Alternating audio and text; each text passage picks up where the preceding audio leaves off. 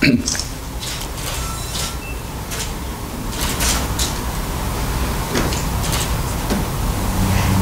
a little. Yeah. That's more comfortable.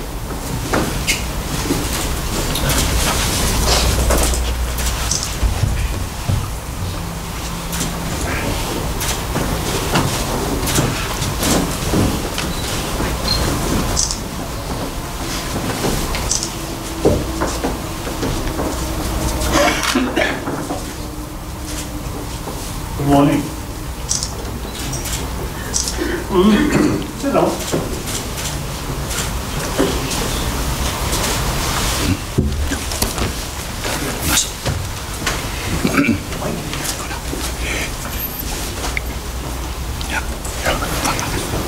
Your Holiness, first of all, on behalf of the Tibet Institute of Recon, and from the depth of my own heart, I would like to thank you for having accepted the invitation and for gracing our Jubilee celebrations with your presence. Thank you so much. Ladies and gentlemen, my name is Rudolf Höcker. It is my duty. Even my two late tutors also visited Rihun Monastery. Rihun Monastery, I think the first Tibetan Buddhist institution in Europe properly was established. So therefore, it is my duty. Till my physical okay, then it is my duty to come. So I'm very happy. Now I'm going to see. Yeah. Okay. And then you see, whenever I had opportunity meeting with media people, I try to share my basic commitment. Number one commitment, I am just one human being. One out of the 7 billion human beings, I am one. So on that level, each human being, part of the humanity, 7 billion beings, we all have some opportunity and also moral responsibility to think about humanity,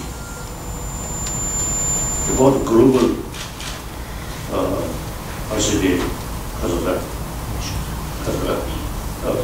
global well-being. So that's my number one. Wherever I go, I always stop. We everybody want happy life, joyful life. Now, today's, the lacking thing is when we talk joyfulness, through money, through material value, we feel, oh, we get that joyful life. This is not adequate. We can see even billionaires, very rich, but person, very unhappy person. So the ultimate source of joyfulness is inner world, more peaceful mind.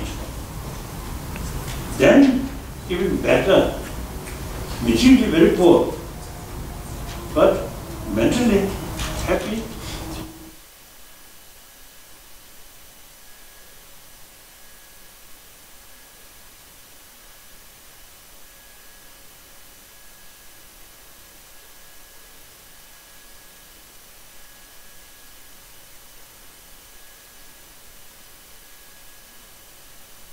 never be happy family, isn't it?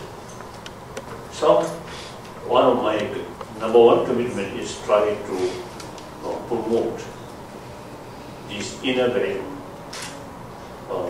mainly through education. That's my number one commitment.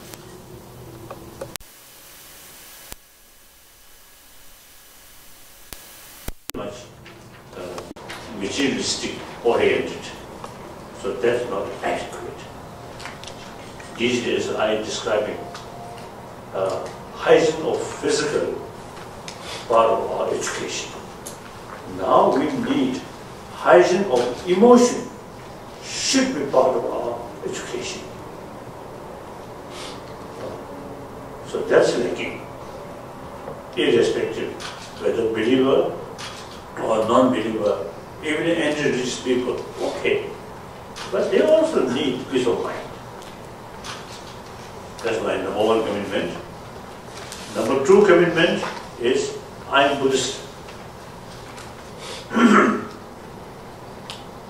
The religious harmony is very important. Now it is extremely unthinkable.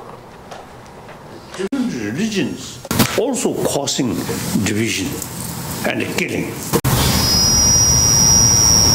Now in Middle East and Afghanistan and Syria, it's the same Muslim, but the name of Shia and Sunni killing.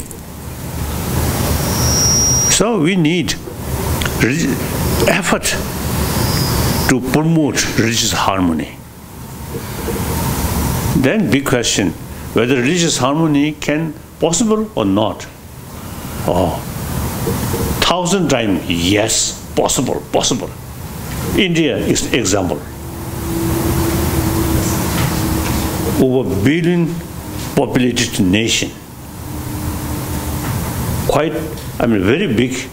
I think, because of the number two. Number one, the biggest populated nation is China.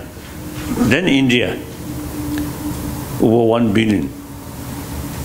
Now in India, over 1,000 years, over 3,000 years, religious harmony there. Firstly, homegrown different religious tradition live together. Intellectual level, some argument, some debate. That's okay. It's no physical sort of argument. And then later, the Zoroastrian from ancient Parsi come to India. And then Judeo-Christian tradition. Then Islam. So India, I think few centuries, all major world religious tradition live together, no problem. So it is possible, religious harmony. So I fully committed for promotion of religious harmony. Then third, about Tibet. As far as political responsibility is concerned, I retired since 2001. We already achieved elected political leadership. They carry the main responsibility. Now, since then, my commitment regarding Tibet is Tibetan preservation of Tibetan culture, including Tibetan language. I really realize that as far as ancient Indian knowledge is concerned, I think among the different Buddhist countries, only Tibet we kept all these ancient Indian knowledge about mind, about emotion, how to tackle emotion. And then also the philosophical view, like quantum physics. One my Indian friend, nuclear physicist, you see, he once told me, quantum physics In the West, new concept, new developed. But in India, over 2,600 years already developed quantum physics. So I also noticed when I met some scientists discuss about quantum physics, then our knowledge seems more deeper than the scientist, the quantum physicist, like that. So these ancient Indian knowledge, their own original place, India, now last, I think, a few centuries, after British introduced modern education, then Indian not much pay attention about ancient Indian knowledge. So now Tibet, we kept all these knowledge. Now number of Indian now showing interest, their own ancient knowledge. These ancient Indian knowledge, not only ancient one, but really, but very, very relevant to today's world. How to tackle our emotion, like that, and logic. So my regarding Tibet, my sort of commitment, preservation of these ancient knowledge, and then Tibetan language, Tibetan script. Now today, best language to explain, you see, these ancient Indian philosophy, Indian logic, psychology. So I really feel that Tibetan knowledge is, I think, something like treasure of world, general, and particularly Buddhist world, like that. So that's what. And then second, regarding Tibet, is environment. One Chinese environmentalist, he study or research about, you see, Tibetan environment. He told me the effect from Tibetan plateau to global warming, he found effect from Tibetan plateau is as much as South Pole and the North Pole. So he described Tibetan plateau is third pole. So very important. Not only concern for 6 million Tibetan people, but also I think over 1 billion people population in whole northern India, and also large part of China. The main river come from Tibet, like that. So these are my commitment. So I feel you media people also have the responsibility and opportunity to educate people this inner value, including Swiss people. I think Swiss people, and modernist people. So because of geographical situation, you see, sometimes I feel, you see, we have some sort of physically, and I think hilly people, culturally also is just some sort of connection. So therefore, it is my,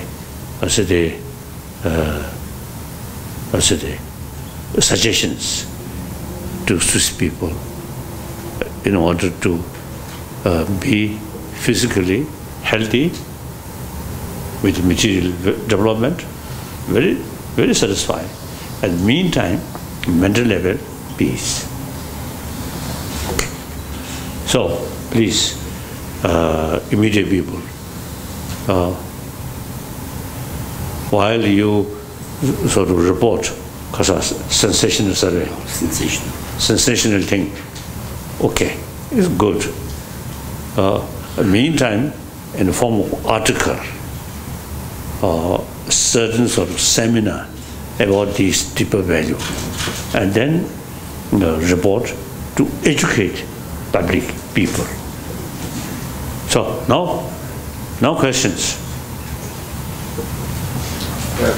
People are chasing happiness, but are more and more stressed in the modern world. What advice can you give them? What advice can you give them? Advice?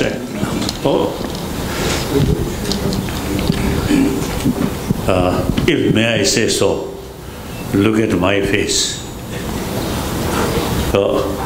16-year-old, when my age 16, I lost my freedom. Then 24 year, my age, I lost my own country. So a lot of difficulties inside Tibet. And I have moral responsibility. And I consider we are free spokesmen for Tibetan people's condition. So a lot of problem. But you see, since from childhood we trained our mind, as I mentioned earlier, these things. So in spite some sort of difficulties, a problem, I can maintain peace of mind. One Tibetan monk who spent 18 years in Chinese Gulag. In early 80, he found opportunity to come to India. Then when we talk, he mentioned to me, during 18 years, he faced few occasions, danger, real danger. Then I asked him, I thought danger may be on his life. I asked, what kind of danger? Then his answer is danger to losing compassion towards Chinese. So, according to our cultural heritage, you see, we always pray for entire sentient being. So that person, seriously, is thinking, warm-heartedness, compassionate mind is very important. So some occasion, because of difficulties, he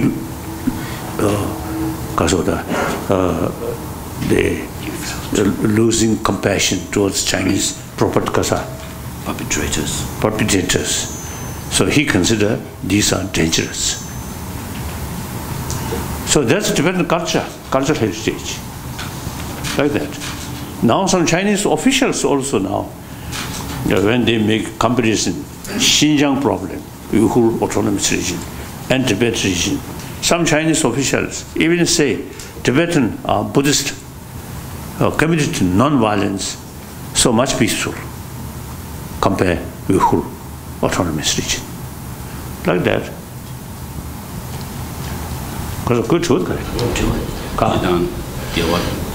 So therefore, they're training our mind, full of knowledge about our inner world. When we're facing some, now here, one sort of advice is, when you face problem, analyze whether that problem can solve or not.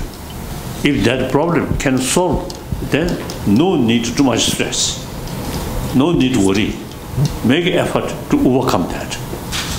If the problem cannot solve, then no use worry. Very practical advice. So my age, now almost 24, 84. Say because there's some problem due to age come. I have no worry. Even some concern or worry, no help. So better remain happily.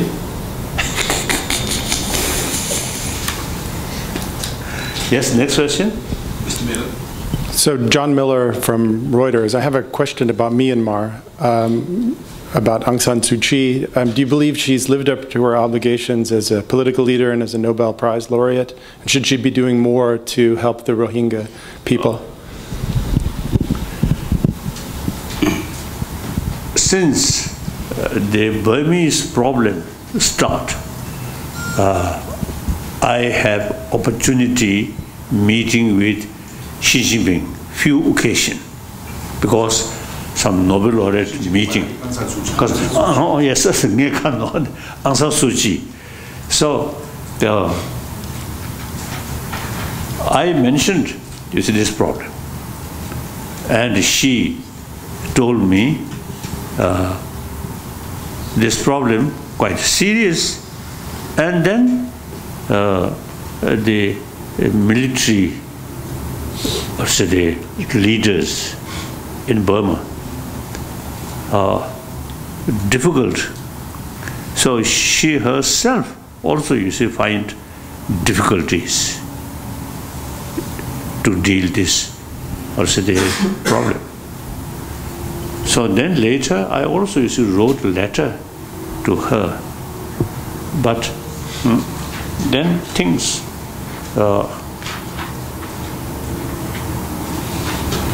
I believe whatever she can do, I think she may sort of attempt, but then things difficult. Even His Holiness Pope visited there, not much effect like that. So therefore, these are really, I think, difficult. From outsider,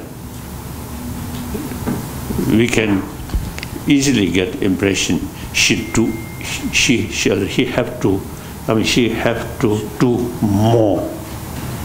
But in reality, a lot of complications. That's my view. Okay. Your Holiness, Martina Fuchs, CNN Money Switzerland. We have fintech, blockchain, cryptocurrencies, booming industries nowadays. What do you think about them, and what kind of Buddhist values could be applied in their developments?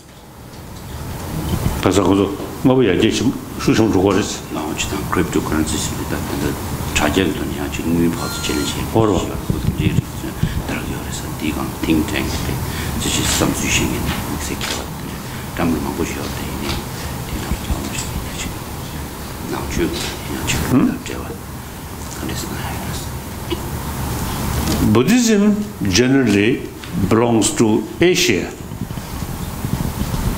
You have Judeo-Christian tradition, Judeo-Christian belief. So all major religious traditions have same potential to bring inner peace. Use different philosophical view. Now here, the concept of creator, God, or Allah. So, in philosophical field, there are differences, but all major religious traditions carry same message of love, a message of forgiveness, tolerance. So, I think here, your whole culture very much related with Judeo-Christian tradition. So then, I think use the concept, we all children of one God, one Father. Then, killing human being by human being, impossible if we truly believe we all children of one Father, God. That Father, God, infinite love. So we all children of such wonderful Father. So once you accept religion, Christianity or Islam or Judaism, once you accept, then you should be serious then all religion have the same potential. There are different philosophy, particularly the Buddhist philosophy, Jain philosophy, and the Sangha philosophy. These are originally start from India. The philosophical field differences, but that's a method. Aim is same.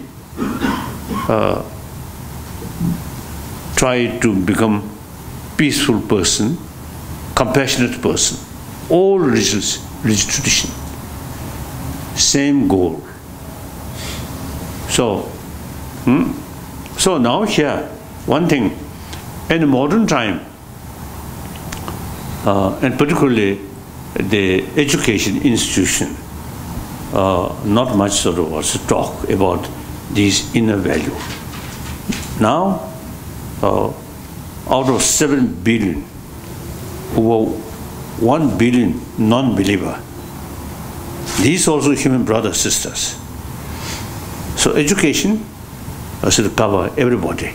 So the moral ethics based on religion, then these non-believer don't care. So again, India's tradition, secular, according Indian understanding, Indian tradition, secular means respect all religions and also respect non-believer. So the moral ethics, education about moral ethics based on secular way, according Indian understanding, then it can cover entire 7 billion human beings. So I'm trying to promote inner value according secular way. Okay. If I may follow up, my question was more focused on what you think about fintech and new technologies and innovation and how they can learn from Buddhist values.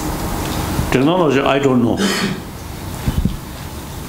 You should ask some people who have some sort of knowledge. I have no knowledge how to do through internet survey, through technology. I don't know. I prefer the brain computer is much better than material computer. Okay. Karl Meurer, ARD Radio. Many people are concerned about the rising of populist positions, selfish positions of countries, maybe in relation with the refugee crisis worldwide. What's your view on that, and do you have an idea to solve this problem? There's a problem. There's a real problem. When we look these refugees, some take advantage in economic reasons. That's, I think, something different. But many of them, in their own country, torture, killing, a lot of discrimination. So they escape. So we have to take care. But then, long run, these people, mainly from Arab area, or African, Northern Africa, you see different climate. With different climate, you see different cultural heritage. So long run, they themselves better live in their own country. Europe, different climate, different cultural heritage, and different language. They themselves will find difficulties, I feel. So these refugees, they really passing through difficult period. So another human country, human brothers, sisters, they have the moral responsibility to help them, to give shelter, and mainly these young children provided facility of education, then health care. Then the younger generation among these refugees, give them some training including computer, these things. Then when the situation improves, they should return their own land, rebuild their own country. So the country or nation who help them also have the opportunity and moral responsibility to help rebuild their own country. Now today, I think a huge gap, rich and poor. Here now, northern world, southern world, huge gap.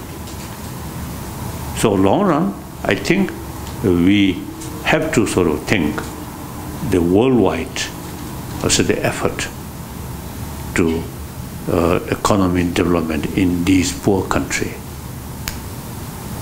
Otherwise, you see, I think 100 millions African settle in Europe. Difficult. Unless European go to South Africa, go to Africa. They'll completely change climate condition, isn't it? That's impossible. So therefore, I think whether there is creator or not, it becomes like that kind of reality. The southern world, different culture, different climate, so better live their own land, provided the economy, mainly through education, technology, they must build, become equal. That's my view. Now generally, we Tibetan refugee, you see, majority of them thinking when situation change, return our own country, rebuild, like that. That's my view. How important is the Tibet Institute to you and to the Tibetans? Now, Tibetan Institute, was an institution, institution. You see, for Buddhist, of course, this institution as a Buddhist institution, you see, they have some potential to help them, particularly younger generation. Now here in Switzerland,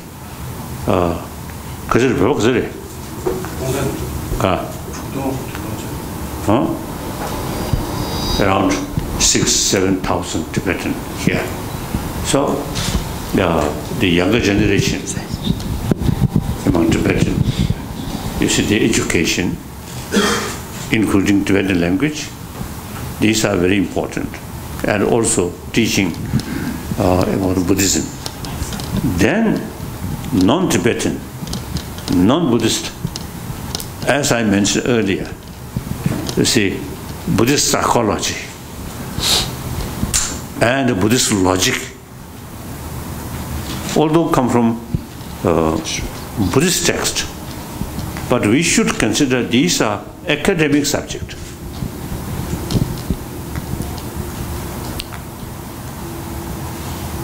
So now last few decades I visit different countries. I never propagate Buddhism. I never state Buddhism is best. I always emphasize it is important to keep their own traditional religion. Meantime, you can learn. Now here I think I may say the world religion, two categories. One category, theistic religion, believe God. One category, non-theistic religion, is no concept of God, creator, but rather self-creation. So the second one, non-theistic religion, then in India, over 3,000 years, the technique how to change our emotion, how to tackle our emotion. That we call shamatha, practice of single-pointed meditation, and analytical meditation. Before Buddha, already in India, these traditions there. Because, you see, according to non-theistic religion, you are the, what's the, kazoda, karata, gains, main responsibility, yourself, not God. Not Buddha, in Buddhist case. So Buddha himself, you see, made very clear, I cannot remove your pain. I cannot wash the source of pain. Nor I cannot sort of exchange my own sorrows, the spiritual experiences to you. Then only thing is explain how to reduce our sorrows, the our emotion, the destructive emotion. That's Buddha said his own responsibility to show way, a path to reduce destructive emotion, increase constructive emotion. So therefore, in ancient Indian tradition, a lot of sort of explanation about our mind and emotion, and a lot of method to tackle our emotion. So these come from religious text, but we should consider, we should take these are academic subject, as I mentioned earlier, the subject of the hygiene of emotion. We can teach this now. I think with combination scientific researchers. Now the scientists, many scientists say basic human nature is more compassionate. And now scientists say the more compassionate mind, your mind will become more peaceful. Anger, too much stress, hatred, actually eating our immune system. And then also the scientists, quantum physicists, they say our destructive emotion, such as anger, very much based on mental projection, not reality. So quantum physics make distinction, appearances and reality. Now Buddhist philosophy very much emphasis on that. So therefore, you see, these consider academic subject, not religious thing. So it can be universal. Okay. And then the modern, scientist, especially brain specialist, you see, under this skull, you see many different parts of brain. This side, front area, related with sense of organs, seeing, hearing, these things. Then here we call amygdala.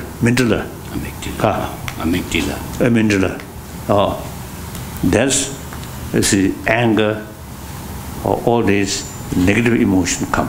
And also, the brain is concerned, it's the same brain to produce compassion and anger. Like that. So, so we can work side by side. The Asian Indian psychology and a modern sort of scientist, we can go side by side. Okay. Next question. Your Holiness, you come to visit the Tibet Institute in Recon for the 15th time. What do you like about coming here? What do you like about Switzerland? Switzerland, beautiful. And previously, I also come here for medical reasons. And then, mainly the large number of Tibetans settled here. So it is my duty occasionally meet them and say hello. And particularly the younger generation, now there is danger to forget about Tibet, about Tibetan language, or Tibetan script. So it is my duty to remind them and explain. So we are ourselves fully committed democratic way. We totally against order. That's why take it also. Take it 2001. No. I totally retired from political responsibility. And basically, through awareness, through education, I think Tibetan culture, including Tibetan language, as I briefly mentioned, very useful. So I'm trying to remind younger Tibetan, some young Tibetan who speak the Swiss German, and that's more useful in their daily life. So they neglect, there's possibility to neglect about Tibetan language. So whenever I meet Tibetan in here, Switzerland, or recently in Germany, and Holland, and Korea, Sweden, very few Tibetan. Everywhere, I remind them, we are Tibetan. We have long history and very, very rich cultural heritage. That cultural heritage, as I mentioned earlier, like Indian tradition, not only ancient but relevant to today's world. So Tibetan culture originally come from India. So same, the Tibetan culture, not only ancient but very relevant to today's world. Number of scientists also now really showing interest about knowledge which we kept over 1,000 years. And also more and more Chinese, some professors, Chinese also now showing interest about Tibetan Buddhist culture. Some Chinese describe Buddhism, which come from Nalanda tradition, is a very scientific religion. Like that. Okay? Then also come Swiss and test Swiss cheese. Very good. What? Your Holiness, this is your 15th visit. There seems to be, this is your 15th visit to Switzerland, there seems to be a crisis of ethics and values in the world. What is your key message to the young Swiss people here and especially the millennials? Oh, that I already mentioned now. You also have the responsibility to promote deeper human value. That's human love, human compassion. Basic human nature is, as I already mentioned, more compassionate. So, the mistake is existing modern education, not much pay attention these deeper human value. I think about 200 years ago, the modern education developed and separate institutions developed. Then the moral ethics, these responsibility about these things carried by church. So at that time, maybe more, because of the more equal, church take care this inner value. Then nearly developed a separate education institution. Then mainly you see deal with modern science or technology and mathematics, so on. Now time passes, the religious institution, you see the, I think the influence of religious institution now become less and less. In America and also some other European countries, I noticed some huge monastery, nowadays almost empty, like that. So now the newly developed education institution alone should take both education about brain and education about warm-heartedness, both. Okay. So, now finished. Now time to go.